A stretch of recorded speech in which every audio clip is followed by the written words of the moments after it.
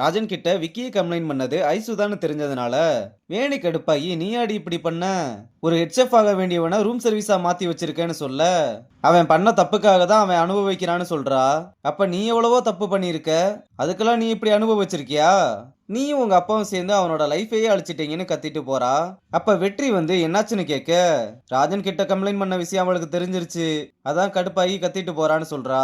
இங்க தீபக்கும் ரியாவும் உட்கார்ந்துருக்கும் போது ராஜன் ரியாவுக்காக ஜூஸ் கொடுத்து விட்டு அதை ரியா குடிக்கிறாளா இல்லையான்னு செக் பண்ணிட்டு வர சொல்லியிருப்பான். ரியாவும் கண்டிப்பா நான் இந்த ஜூஸை குடிக்க தான் போறேன், நீங்க கிளம்புங்கன்னு சொன்னதுக்கு அப்புறம் தான் அவங்க கிளம்புறாங்க.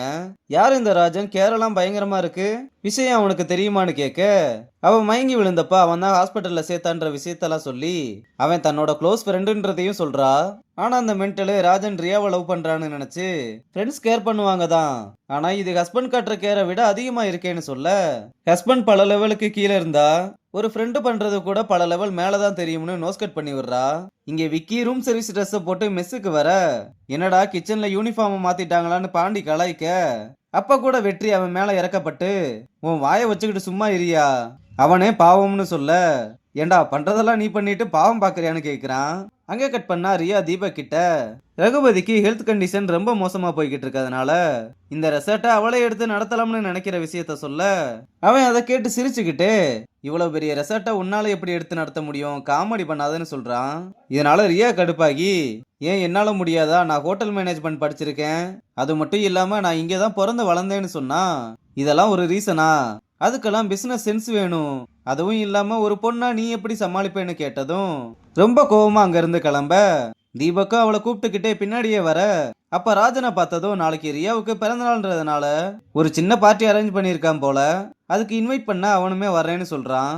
இங்க ஐசு பிளான் பண்ணி தான் விக்கியை இப்படி கோர்த்து விட்டான்னு நினைச்சு, நீ பிளான் பண்ண மாதிரியே ஜெயிச்சுட்ட, இப்போ உனக்கு சந்தோஷம் தானேன்னு கேட்க, வேணி கிட்ட விக்கி பண்ண எல்லா விஷயத்தையுமே ஐசு சொல்லிட்டா போல, அதனால வேணி ரொம்ப கோவமா, உன்னை யாரடா போய் பில்லெல்லாம் ஃபோர்ஸ் பண்ண சொன்னது, நீ ஹெட்சப் ஆகாததுக்கும் நீ இப்படி இருக்க நிலைமைக்கும் உன் கோவமும் அரகன்ஸும் தாண்டா காரணம், நீ தோத்துட்டு அதுக்கான காரணத்தை யார் தலையில கட்டலாம்னு தேடாதன்னு சொல்ல, உடனே எந்த பதிலுமே சொல்லாம அங்கிருந்து போறான். இங்க தீபக் ரியா கிட்ட, உன் பர்த்டேக்கு டெக்கரேஷன் ரோசஸ்ல பண்ணணுமா இல்ல லில்லிஸ்ல பண்ணணுமான்னு கேட்க, நீ ஏதாவது பிளான் பண்ணியிருந்தா இப்பவே நிறுத்திடு, நான் பர்த்டே செலிப்ரேஷன் பண்ற மைண்ட் செட்லயே இல்லைன்னு சொன்னா, ப்ளீஸ் ரியா நீ கஷ்டப்படுற மாதிரி எதுவுமே நடக்காதுன்னு அவளை கன்வின்ஸ் பண்ண, அவளுமே சரின்னு ஒத்துக்கிறா. அங்க கட் பண்ணா பத்மா ரொம்ப சோகமா வந்து, விசா வந்துருச்சு, நான் இன்னும் 3 நாள்ல கிளம்பணும், யூகேல பொண்ணு கூடவே இருக்க போறேன், எப்ப இந்தியாவுக்கு திரும்பி வருவேனே தெரியாதுன்னு சொல்ல, ஜோஜி இதை கேட்டு மனசுடைஞ்சு போயிடுறாப்ல.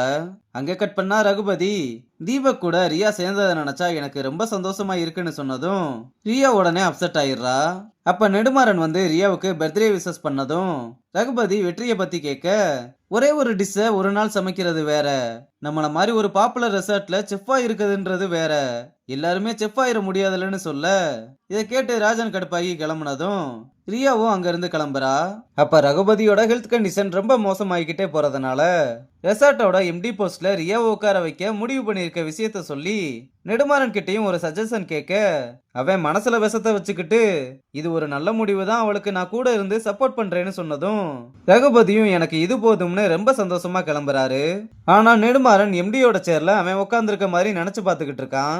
இங்க ஐசு தீபக் உங்கிட்ட இப்ப எப்படி பழகுறாருன்னு கேட்க, அவனா வந்து ஸ்வீட்டா பேசுறான், ஆனா ஒரு வேளைன்னு எதையோ திங்க் பண்ண, அப்ப வெற்றி ஜூஸ் எடுத்துட்டு வந்து கொடுக்க, இவர் யாருன்னு தெரியுமான்னு கேட்டா, தெரியும் தெரியும், அந்த ஒரு நாள் செஃப் தானே, கிச்சனவே தலைகீழாக்கி நிறைய பிரச்சனை பண்ணதா கம்ப்ளைண்ட் வந்துச்சுன்னு சொல்ல, உங்களுக்கு யார் மேம் சொன்னதுன்னு கேட்டா, வேற யாரு ஹெச்எஃப் நெடுமாறன் தானு சொன்னதும் அவரே சொல்லிட்டாரா, சரி அப்ப நான் உத்தரவு வாங்கிக்கிறேன்னு சொல்லிட்டு கிளம்புனதும், என்னடி ஏதோ ஒரு வேளைன்னு இழுத்த, என்ன விஷயம்னு கேட்க, தீபக் இப்ப ரியா மேல பாசமா இருக்கிறதுக்கு காரணம் அவனோட வாரிசுக்காக தானு நினைக்கிறா, அதுவும் இல்லாம நல்லா பேசும்போதே திடீர்னு அரமண்டலா மாறுற விஷயத்தையும் சொல்லி ரொம்ப சோகமானதும், சரி நம்ம இப்ப இத பத்தி பேசி மூட ஸ்பாயில் பண்ண வேணாம், நம்ம பார்ட்டியில ஃபோக்கஸ் பண்ணலாம்னு சொல்லிட்டு, நீ ஒரு நாள் வெற்றியோட பிரியாணியை டேஸ்ட் பண்ணி பார்க்கணும், சும்மா வேற லெவல்ல இருக்கும்னு செஃப் கீஸ போட, ரியாவும் அவளோட பிஹேவியர்லாம் பார்த்து, ரைட்டு உங்களுக்குள்ள என்னமோ நடக்குது நடக்கட்டும்னு சொல்றா.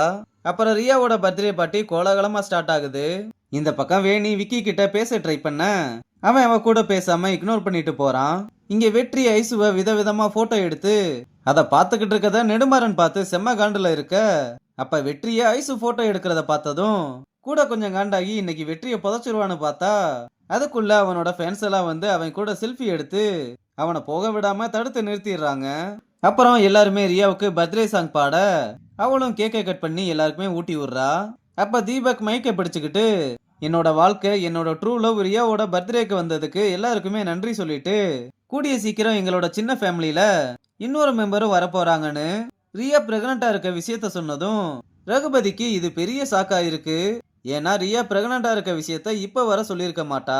அப்ப தீபக் கிட்ட எதுக்காக இப்ப இதெல்லாம் சொல்லிக்கிட்டு இருக்கேன்னு கேட்டா இத சொல்றதுக்கான எல்லா உரிமையும் எனக்கு இருக்கு, நீ கொஞ்சம் வாயை மூடிக்கிட்டு இருன்னு சொல்றான்.